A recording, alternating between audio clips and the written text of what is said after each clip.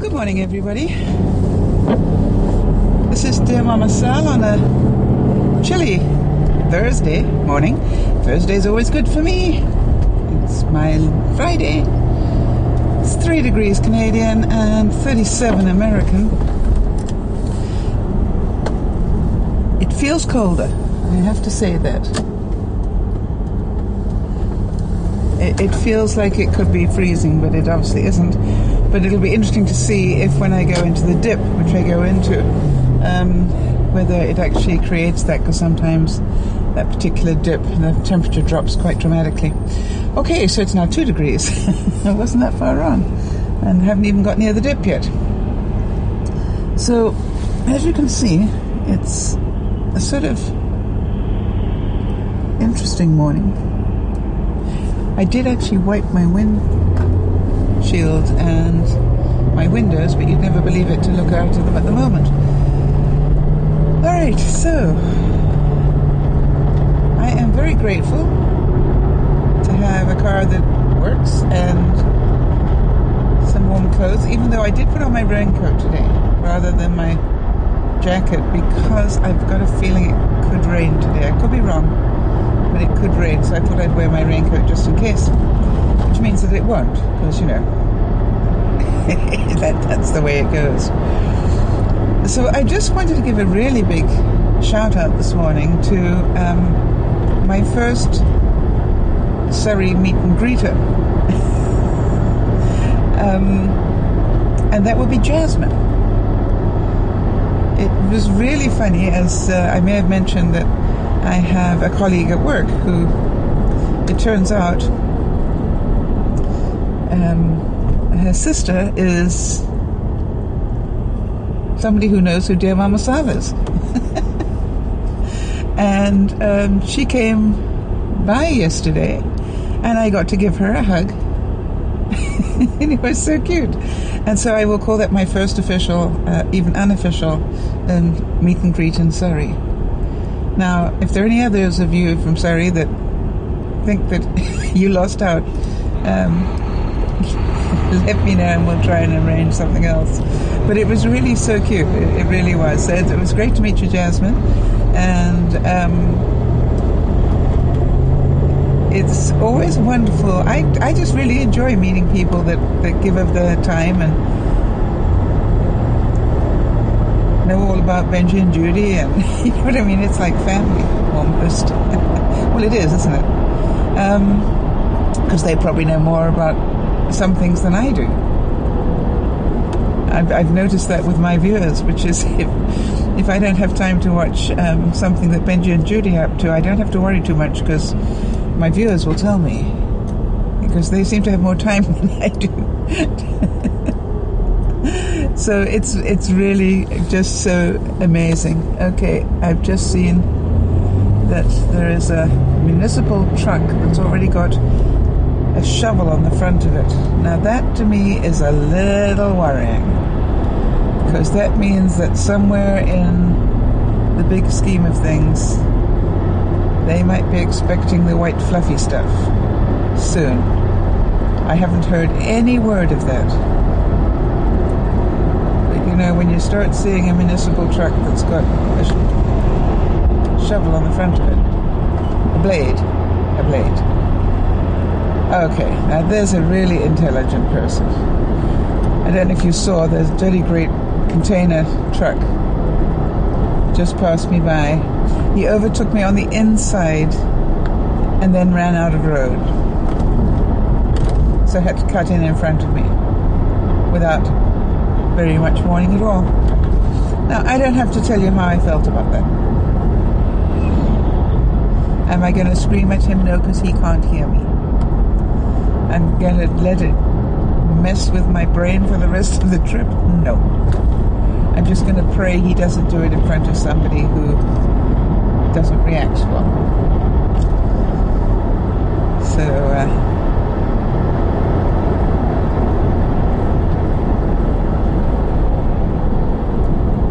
but it is surprising.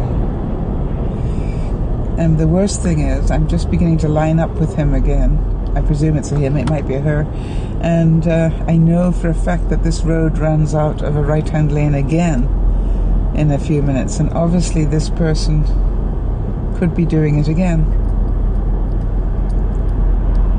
And I think he plays the chicken game. You know, he's so big, he's going, everybody's going to stop because I'm so big. He's right. He is right. Anyway, so what I was talking about was the meet and greet. So I was thinking about how that sort of stuff happens in real life, which it does, obviously, because it happened to me. Which is, do you think that Jasmine got up in the morning and thought, any time this week, and thought, I think I'm going to meet DearMamaSal this week? And do you think that that even crossed her brain? Maybe it did, I don't know. But what I love about life is it brings you these great opportunities. And it brings you, he's going to do it again. I swear. Yep, he's run out of road, and now he's just going to push his way in.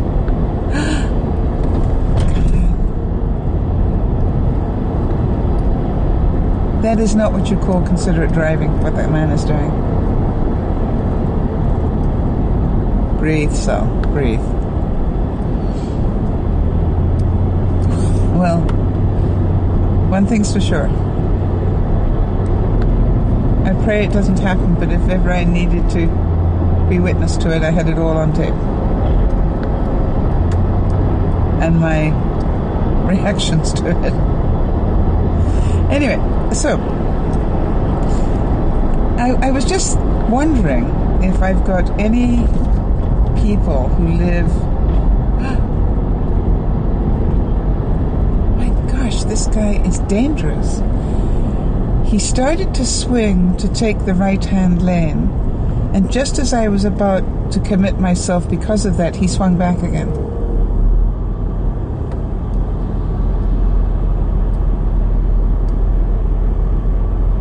Wow.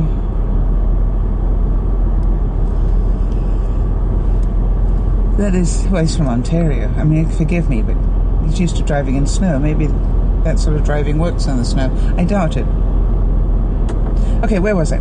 Yes, I wanted to know if I've got any viewers who live anywhere from sort of British Columbia down to, let's say, Everett, or close to there. Anything within that distance, and you happen to be between the ages of 15 and 17.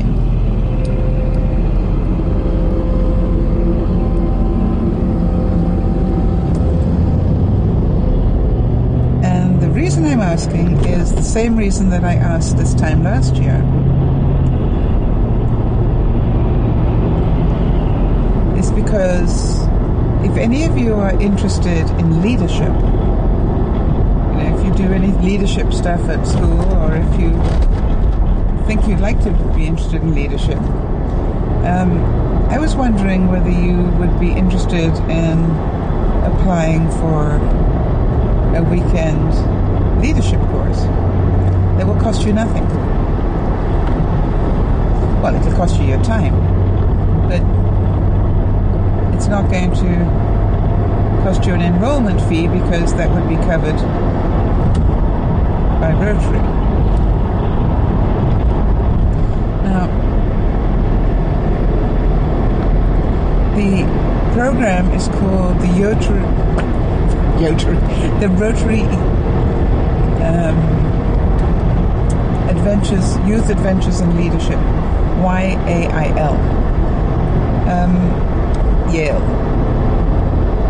And it's a great weekend for 15 to 17-year-olds, male and female.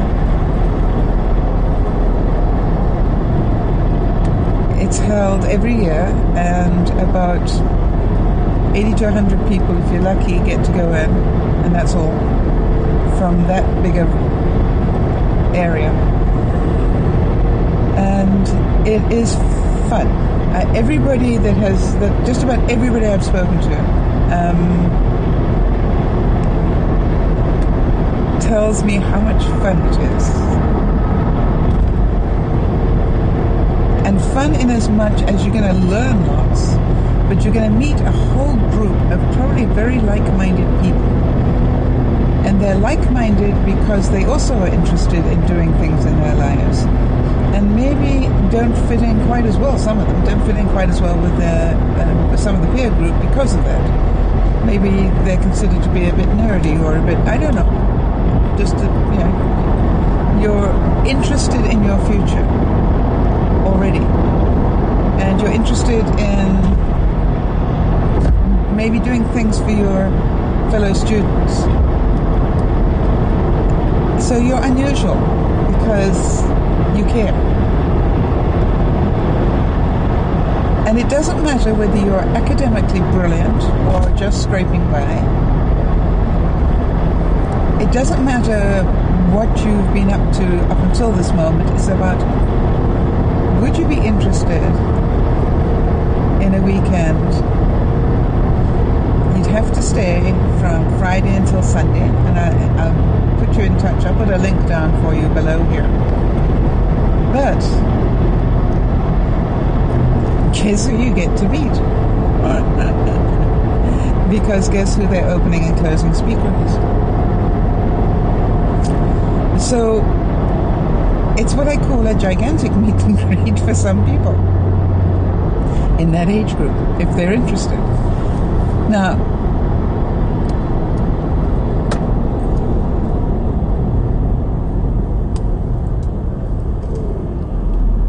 last year it was really fun because I'd only just started DearMamaSal a couple of months before I did it last year.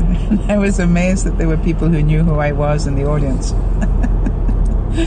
And it wasn't that I told them. It was just so cute as they introduced me to go up and open the conference. I was going up between everybody, and I just heard these people say, oh, "Look at that, it's DearMamaSal." And I sort of did a double take and went, "Yeah, that's who it is." So it was really great fun. Anyway, so here's the thing: if any of you would like to take that opportunity, then I will put up the link, and I will put up the link for the next little while, and hopefully keep reminding myself to remind you that there is this opportunity.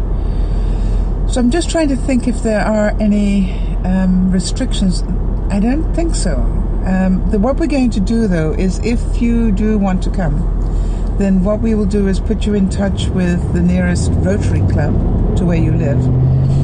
And then they would sort of be in contact with you and find out a bit more about you.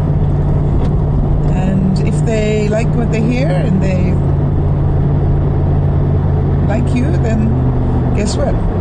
They will sponsor you to go.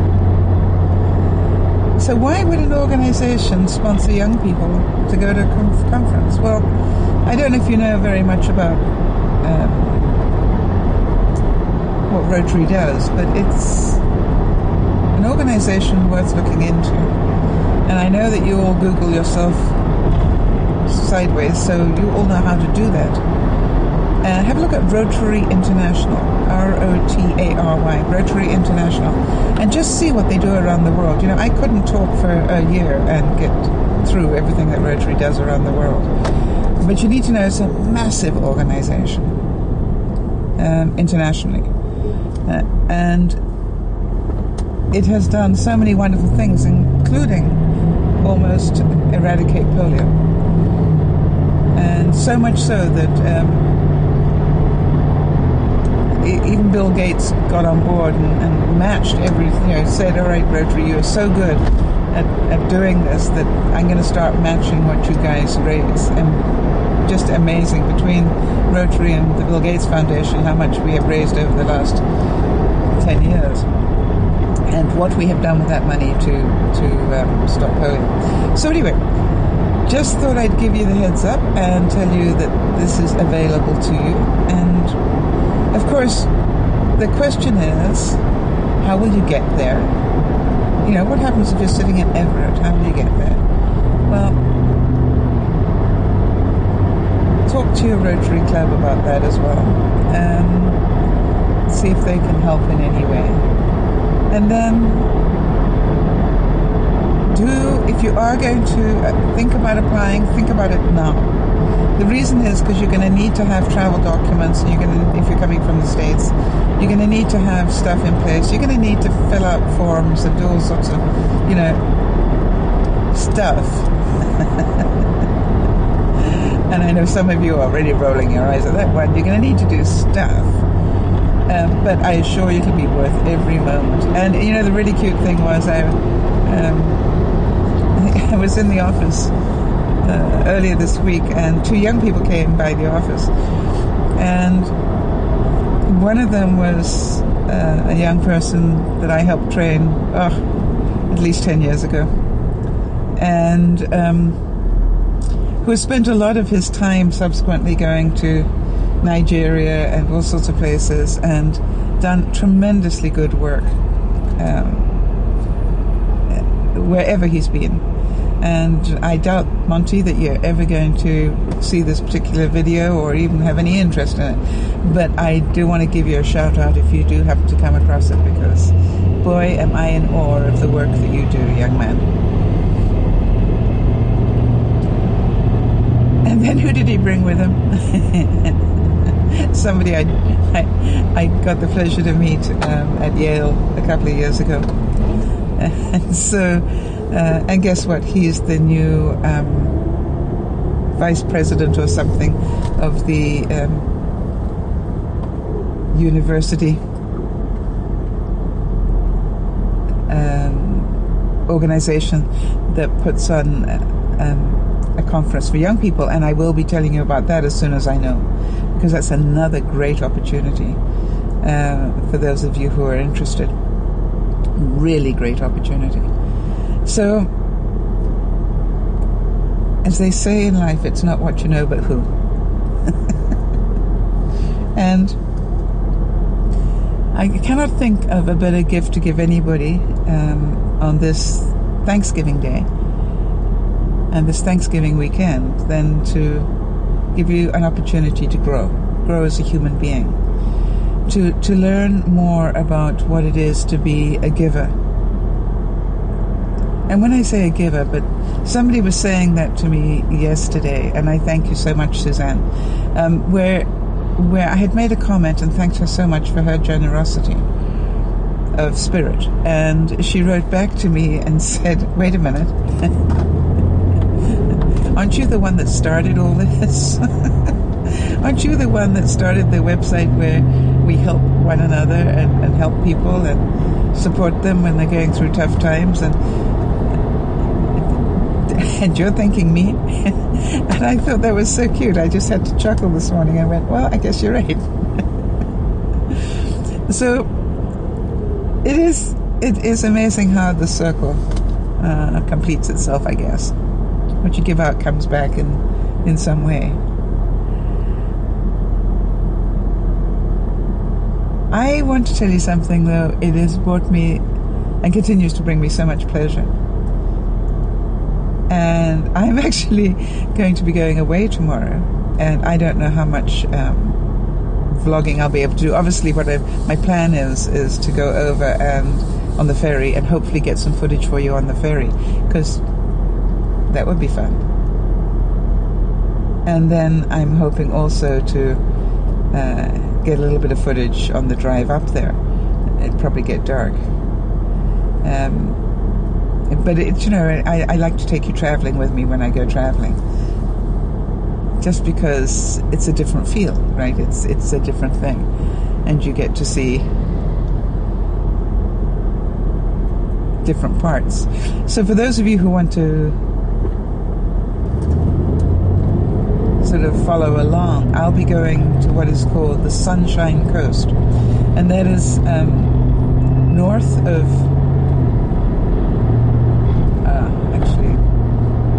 try and think here exactly what it would be on a map. Yeah, I guess it would be north of Vancouver.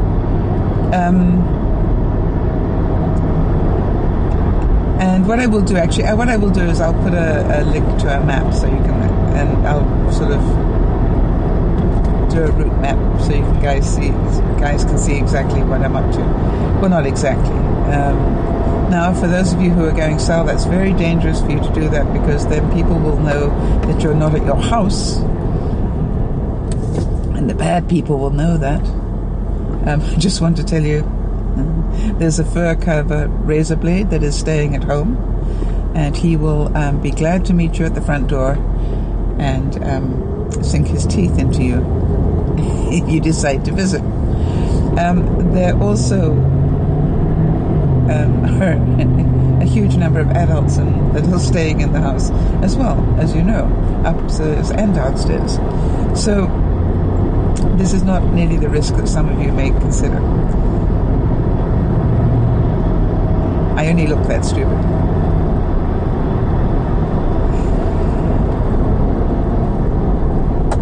So I got most of the wash done last night, and for some reason I clean forgot to wash my robe that I want to take with me. But then I was thinking, maybe I won't take my robe. Maybe I will just take my big fur-lined, down-filled coat, because that can act as a robe as well as a coat. I mean, I'm only going away for a couple of nights. I don't really need to take everything with me, do I?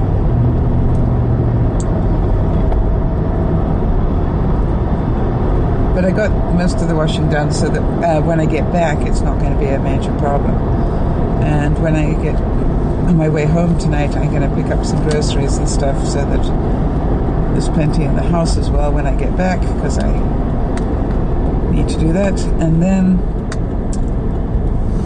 because I will have missed my usual shopping day, which will be Saturday, I also need to pick up some gas. Would be a good idea.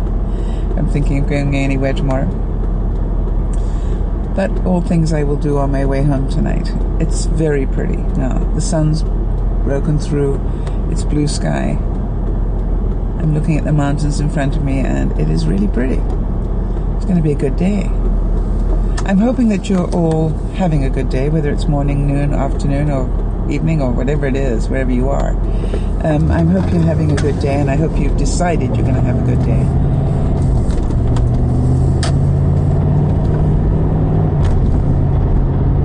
I think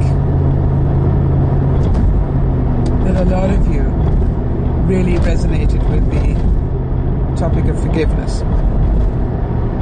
The reason I know that is because of the comments I got on the videos, but also some private stuff that I got from you. And so I will be putting some more stuff together on forgiveness, because it's a big subject. And as in all these subjects that have to do with these issues, I will visit them time and time and time again, because they are issues that we need to look at from different angles time and time and time again. And I assure you that I am not perfect on any of them. I always say to people, you know, I'm very, very human. I have a really kind side, as all of you do. And I also have the other side, which is not seen as often, but it is there, I assure you. And I think we all have that ability to be both, you know what I mean? You have, I'd like to call it almost the dark side, but it's not the dark side as in anything other than how we react sometimes under stress. We're impatient, or we snap at people, or whatever it is. And, you know, if you've got all of that, then perhaps the first thing you need to do is to forgive yourself for being human. And I have to do that on an almost regular basis, because not all of my thoughts are quite as pure and decent as you'd like to think. And sometimes people really piss me off. And so I'm really quite human in that.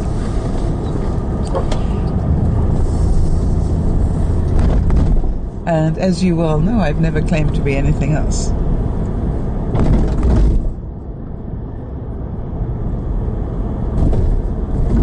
I've always thought that the best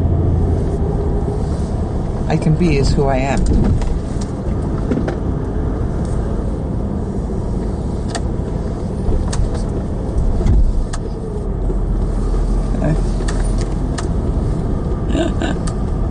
That guy has a Corvette. And it's so funny because we park opposite each other every morning. Fortunately, he's about 40 years too young for me. Anyway, everybody, here's hoping you have a really great day. This is DearMamaSal saying, virtual hug. Keep smiling. Make it great. I'll speak to you later. Bye-bye for now.